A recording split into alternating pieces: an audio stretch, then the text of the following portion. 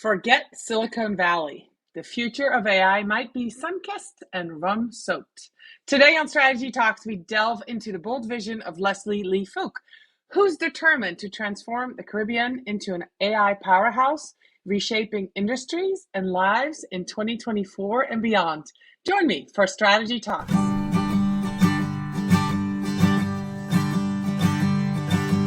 Let's strategize together. Let's hear it from an expert. Join the conversation, it's informative and free. You and me, let's talk some strategy.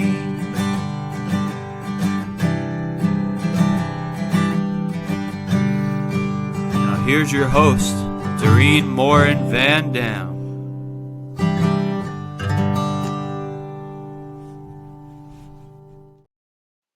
Hello, everybody. I'm excited to be back with another episode of Strategy Talks. Today, I am talking strategically about AI, and I've got to tell you, as soon as I saw the guest that I'm about to bring up on stage speak in Suriname back in October, I knew I wanted him to come to us to talk to you about using AI strategically. You know, if you have not lived under a rock in the past year, you know that people use AI for all sorts of things. But a lot of people are just talking about prompts and, what to do, maybe research. But very few people are talking about how to use AI strategically. And that's what we're going to be talking about today. So welcome, Leslie. How are you today? Hi, Doreen. Thank you. I'm doing well. Thanks. Appreciate the invitation. Yeah, absolutely. For those of you who are unfamiliar with Leslie, and you should get familiar with Leslie, Leslie, let me just pull it up. For over two decades, Leslie Fook has been a digital trailblazer in the Caribbean, using AI and advanced analytics to revolutionize businesses and governments. He envisions a data-driven future where the region's creativity fuels development, transforming it into a global hub for talent and expertise, much like India's roles in analytics. So we're going to talk about that in just a minute. But Leslie, how you're in Trinidad, correct? I'm the Caribbean in Trinidad. Yes. I think you're my first guest from that area, which is pretty cool on Strategy Talks. We've Fantastic. had guests from Europe and Australia and South America, and I don't think I've had a guest from Africa yet. If you're listening and you know somebody you can introduce me to in Africa, I would love to have that continent as well. So how did you get into AI? When did you first start seeing it? How has Oh, it shaped your business and your thinking? And then we'll get into the strategic use of AI. so how did I get into AI? Completely, I would say accidentally. If I went back a couple of years, even before that, I mean, I run a very small business. It's 20 of us in all. It's not a very big outfit. But in around 2010, we were being disrupted. There were contracts that we had for years that we were losing. Clients that we had on retainers, they were canceling their retainers, and we couldn't really figure out why. Now, if I even go back a little before that, I can't code, I can't program. I actually dropped out of high school, and I don't know what the US equivalent is, but I got a C in one exam, an O, which means I didn't learn anything in 2 years, and two X's, which means absent. I didn't even like bother to show up for the exams. So like data was something a little scary to me. But in Hmm. 2010, I knew that you needed to use data to make better decisions. So I really set out on a journey, and I stumbled onto some things that absolutely changed my life. And what I realized is that the industry that we were in, it was shifting, and it was actually our partners that were shifting the industry. They were going direct to our clients, and they were cutting us out, and we didn't even know. And it was something called cloud, right? This strange thing. So back in Ah, 2010, small businesses, small medium sized businesses, which is who we serve, they were first adopters of cloud. There was no big capital investments, and they were going directly to the tech giants, and they didn't really need us anymore. So when I saw that, like data is the thing that gave me that light bulb moment. And I went to my business partner and I said, look, like Jude, like in 5 years, our business is dead. but I think everybody is going to need this data thing someday.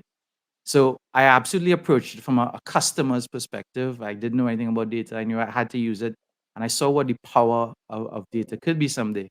So for a lot of small organizations, like whatever you do today, like one of the big mistakes I did is I fell in love with my product and I Hmm. wasn't serving my customers.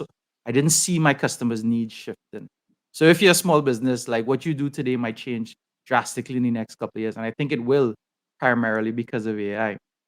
But I started on that data journey, and then by about 2018, I saw that AI was coming, and again, I approached it in the same way where I couldn't code, I still couldn't program, but I knew I had to use AI just to stay ahead, right? Sure. So I discovered this company in Boston, and they were doing something called automated machine learning, and it was fascinating. Basically, they were automating data scientists, and this is back around 2018, where when data scientists announced themselves as like the sexiest job in the world, right? Yeah. So I went up and I did some training at this company, and it was internal training that I was doing with the sales team. So they were like 30 salespeople and me, which I thought would be perfect because I'm very non-technical, but I was completely lost. And then by like a day and a half into the training program, a 5-day program, I was overhearing some people chatting at the water cooler, and these were the salespeople. And what I quickly realized is that the minimum to sell this thing was a master's in stats, which which wasn't me, which Right. generally isn't, yeah, like lots of small business owners. But on day 5, I just kind of stuck in. On day 5, they said go to this online data science competition platform called Kaggle, which attracts like the Netflixes of the world. And Netflix would put like a data set there, and Yeah. they would say it's $1 million bounty for the data scientist who produces the best work. So best data science in the world go there. And I go to Kaggle, I grab a data set, I put it into the platform, I hit this big start button, and I come back in 30 minutes. And I put the results into back into Kaggle. And I was the 51st best data scientist in the world because I could click start pretty much, right? And that's when I realized that even the most complicated jobs someday it will be automated. And that was a huge aha moment for me. Wow. Let's just think about Yeah. that. So all you had to do was find the right data set or find a data set, put Yeah. it in, hit start, and then put it back in, and you were 51st in the world In the on world. solving that. Yeah. Yeah, That's 51st. incredible. Yeah. And That's incredible. that's been around since about 2013 is when they first started that company.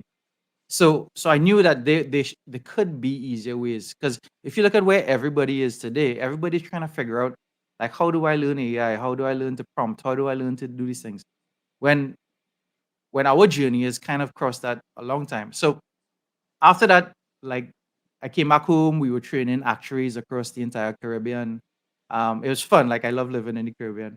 And and then the whole world went on lockdown, and you know what happened. And Yeah. at that point in time, my performance on my team, they just completely barreled out. And I had three choices at that time. One, I could literally, and I thought about this a couple times. I could fire everybody. And I Hmm. know, but I know a lot of small business owners out there. They probably thought the same. So I know I'm not crazy. The other thing that I could do is I could just kick and scream and shout at people and force them to work, which is what I found myself doing on Zoom all the time. I was like, we'd have stand up calls. People hated the stand up calls. And then the third thing I could do is just try to find better ways for them to work. Now, fortunately, we had some background in AI. So I started to build little AI. I started to acquire little AIs that were good at one task. So I would build an AI that could do a job description. I would build an AI that could respond to emails. I would build an AI, and then I gave it to my team, and So wait a performance. second. You're Yeah. building the AIs at this point, Yeah, because I remember I already had that experience. So when everybody's on lockdown, and this was way before ChatGPT, right? we You were started to building build AIs. AI just to do one task. Now, at the same time, we were growing up as a company. So we were creating processes and SOPs for pretty much everything. And now that we had processes and SOPs, and we had all the individual tasks in a process, we just connected the AI together. and we started to create fully autonomous processes. I'll give you some numbers on what we did. Yeah, So you absolutely. ever you ever done any like performance training or time management training? Right. Yeah, So typically they do a technique inside there where they say a knowledge worker works for 8 hours, you work for 8 hours a day. So break up your 8 hours into 1 hour blocks, and therefore you do 8 tasks a day. So the yep. typical knowledge worker, 8 tasks a day, that's 9,600 tasks a year. That process that we followed, we basically we now automated 10,000 tasks a day. That's the work of an individual for an entire year.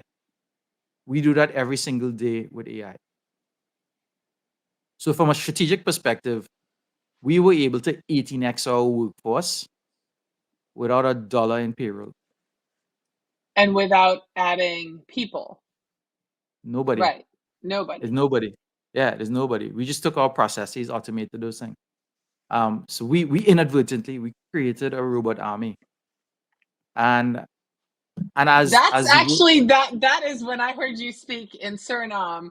That was the point when you said we created a robot army, is when I was like, wait, what did you just say? How many hours did you save? What are you doing every day? That's what Yeah. really got me. And if you're watching this or you're listening to this podcast, Leslie, those numbers are incredible. So you set up your tasks, you have your automations, you have already built the AIs, and then all you're doing is connecting them, and 10,000 Mhm. hours a day is done, which is more than equivalent of what one person could do per year. Yeah. That's incredible. But we it's accidental, right? We were just sort of putting one foot in front of the other. As a problem came, we solved it. We created a new AI to do it. But the problem is that we started to create so much AI that my team became overwhelmed. They're like, Leslie, this is great. Five is enough, six is enough, seven enough, but you're kind of overdoing it now. So different systems, different platforms. And we started to what we ended up doing is putting basically all these because we built during lockdown over 200 different AI. We put all the AI into one particular place. So this is a journey that you guys will go on as well. Is that you realize that AI is a lot more than just ChatGPT. Right. That AI can do lots of different things, and AI is where it is right now. It's very narrow. It's only good at one particular task. So you'll have to acquire lots and lots and lots of AI, and your team will be overwhelmed soon enough. Yeah, I was gonna say, for those of you who are watching this or listening, I've seen some posts on LinkedIn about people saying that they built their GPT, or you can get check out, and this is what Leslie's talking about, right? So people are building their own AIs, and now they're making it available to other people to use, which is one of the Mhm. things that people do. And I also love the fact that you're really talking about a lot of this as data driven, not necessarily text driven. Because a lot of marketers, of course, a lot Mhm. of what we do is create content, so it's images and it's content. But you're also talking about numbers, right? Doing crunching numbers and analysis and those kind of things. So Mhm. I think that we need to look beyond what's right in front of us or what people are feeding us, especially those of us who are here on LinkedIn. Use it for prompts, or use it, use AI to help you rewrite something. It is so much more than that. And I think once you Mhm. get that, your mind's going to be blown, like mine was when I was talking to Leslie. And I think that's the aha. That's what I want you to get out of everything out of this today's talk. That's why want everybody to meet Leslie, is that Leslie's talking about something that probably comes to us in a couple of years. I don't know how fast we'll get to where you are, Leslie. Well, I'll tell you. So it's completely accidental. This wasn't the master plan or anything. It's just we kept putting one foot in front of the other. But I'll give an example of this. I Yeah, use this as a milestone. yeah, So everybody today is talking about how do I prompt, how do I do these things, and most people, for example, would you want to write a book someday about yeah. your journey? Yeah. How long do you think that'll take you, even with AI today? 3 to 6 months Yeah. dedicated time. Yeah. In April of 2021, I wrote 3 books. because we already started to develop all the AI, we started to create all the processes. Because writing a book is the same process over and over and over and over. So 2021 is this is where I already started that process journey and the automation integrations and like all of that cool stuff. So today, we've infused AI across our entire business. So I'll give you an example. From a strategic perspective, our quarterly reviews, one of the questions that are on our quarterly reviews now is, how much AI do you use on a daily basis? My entire staff, my entire team is expected to use AI and at least 50% of what they do. At least 50%. Um, and it's been transformative because every single department, every single level in the organization, whether you're big, whether you're small, there's opportunities for AI. It's a lot more than just text and graphics. So give examples. You told us about going to Boston and being part of the sales team and So learning. So sales, HR. well, everything. So I'll give you your audio went a little low on me just now, so I didn't quite hear you. But what we did is we started to build all our AI, we started to classify it so people could find it a little easier. So we built out AI for sales, marketing, finance, operations, IT, HR, risk, health and safety, legal. Like think about any department that exists in an organization. Because as a small entity, a small company, I end up being HR today, I end up being finance tomorrow, I end up being legal the day after. So all of those frameworks, when we research them and we built out stuff, and we also collaborate with the partners now. So is anybody who's in a particular vertical and interested, let me know. I'd love to work with you guys. But we built out firstly a departmental level thing based on our own frameworks, based on our processes. But the journey I'm on right now is I found like so I don't know what bucket would you put yourself in? Entrepreneur, I assume. Entrepreneurial, I would say yes. Yeah. Yeah, small business owner, entrepreneur. Yeah. Small business owners, entrepreneurs, they have the same exact problems across the board, right? Limited resources. They have to do everything. So like you get access to all of these operations things, these HR things, these IT things. So I had a colleague, I showed it to him, and he said it was like hiring 100 people. It was like hiring 100 staff without paying anybody. And we're also now doing it on the vertical side of things. So I'm building it out for banking, for insurance, for finance, for um, like every single vertical, because across all organizations, there's similarities. Is it going to cover everything? No. No, but we probably do about 80% of the task, and that's why I'm so keen on like transforming the region because if you're just a consumer of AI today, then really your value proposition goes away when they start automating a lot of these tasks. Right. So you need to be able to use it. Now, interestingly Absolutely. enough, how big is your team? You said when you, Oh, my team is tiny. yeah, So my entire company is 20. My core team is 10 people. and they're doing all this work, Yeah. and Yeah. you have Well, you everything. see, this is it, right?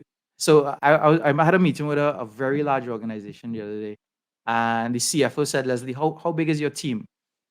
I said, well, frankly, that's a wrong question. You need to ask me how much AI do I have, right? And I think that's going to be the conversation moving forward.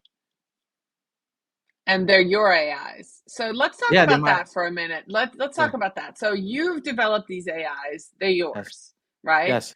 Are you selling the use of them? Are you creating packages for people? Are you saying, hey, everybody should build one? Are you teaching how people can build them? Let's So I talk s- about that, I, because I if I'm started. sitting Yeah. here and I Yeah. want what you have, how do I get what you have?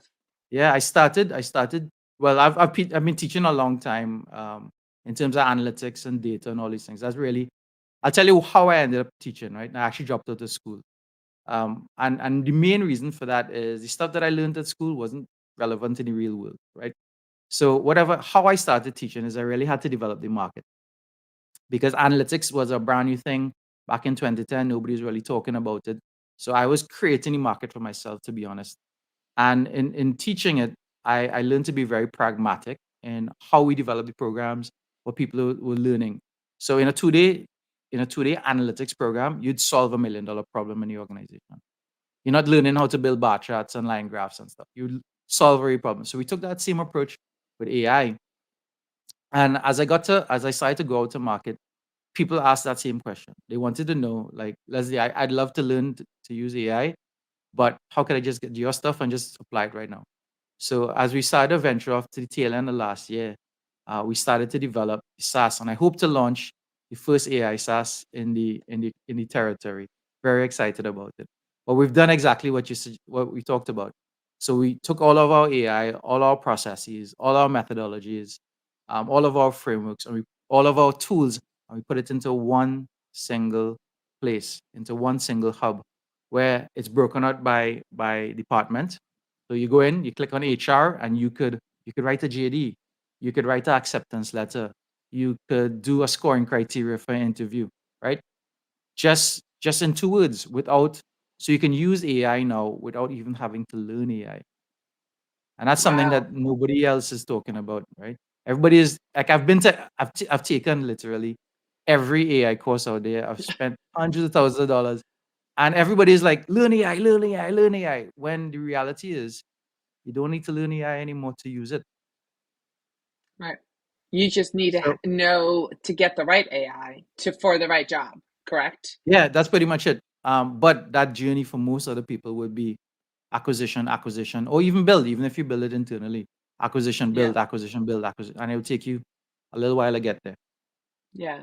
Wow, that's a fascinating journey. So if somebody's watching, somebody is for me, it just it just opened up my world on what's going to happen. I am connected to several what I call visionaries on LinkedIn and online of people who are thinking about AI a very different way than most people are. Same at Web3.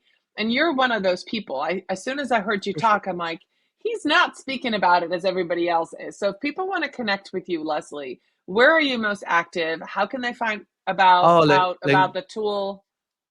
yeah, LinkedIn is the best place. We haven't launched a tool yet. But if you guys want a sneak peek, this is just for your audience, please don't share it because we haven't gone public with it yet. It's the Incus Hub, Incus hub.com. And you guys should jump in there. And if you do, just leave some feedback on the roadmap. I'd love to hear from you guys. But our launch should be at the end of next month, All right, just that's just super after super. Trinidad, just That after is so Trinidad Carnival. exciting.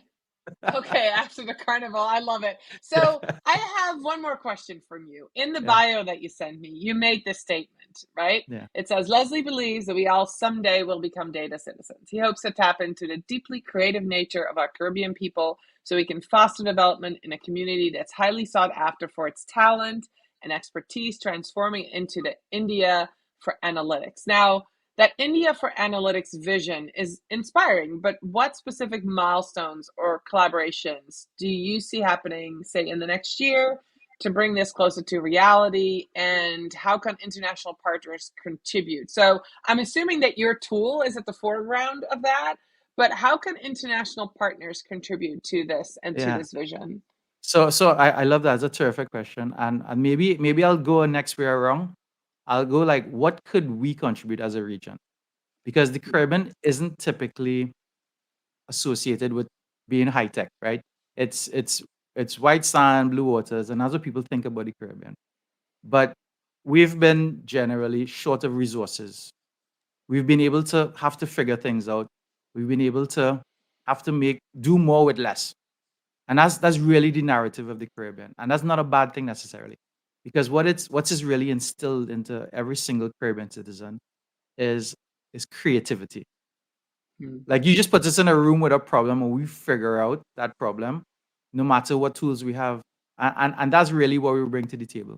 So I think collaborating with international partners that may be a little better resource, may have access to better tools, infrastructure, etc. And we bring that creativity where we bring a unique perspective to a problem. Because ultimately creativity is a fundamental pillar to great decision making. And I think decision making is really what strategy is about, right?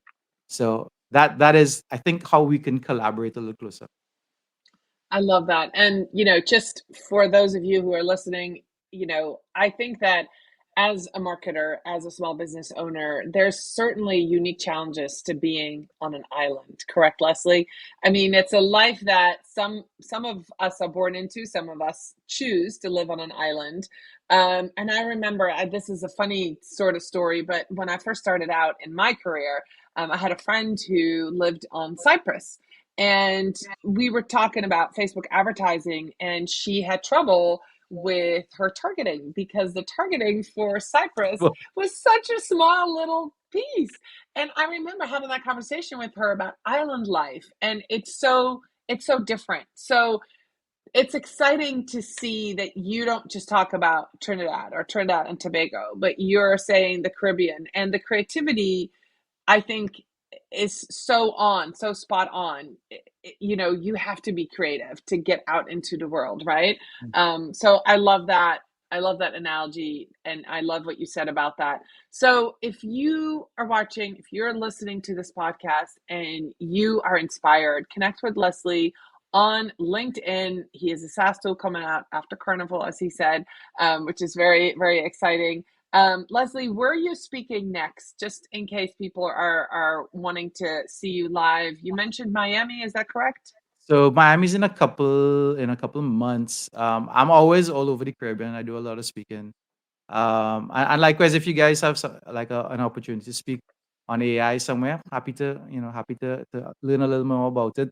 But Miami is the next international one. But I'm in Trinidad next 2 weeks, Jamaica. I have an event in Antigua, Barbados, Suriname. I'll see you in Suriname.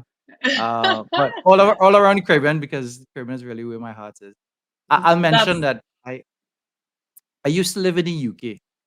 And I went to the UK with very, very little. And, within 2 years of working in the UK, I was making, at that time, Tony Blair was the prime minister. I was making twice Tony Blair's salary.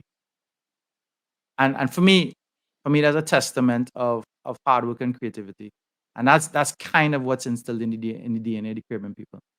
But it wasn't enough to keep me because I love living in the Caribbean. And I am here and I came back intentionally. And that's why I really want to make the place better, because I know you just showed me outside it's snowing, right? But it's always, for the most part, sunny days here, for the most part, right? It's always about 32 degrees centigrade, like year round. Like, who wouldn't want to live here? And if you guys want to pop down, I recommend Suriname, and we should all go to John Luke's marketing conference next year or later on this year. But the Caribbean is a beautiful place, and I want to invite you guys down as well. No, absolutely. And I love that you say that. I know that you speak highly of your country, and fascinated. I know my friend Sarah Monroe, who was Mm, also in Suriname with us.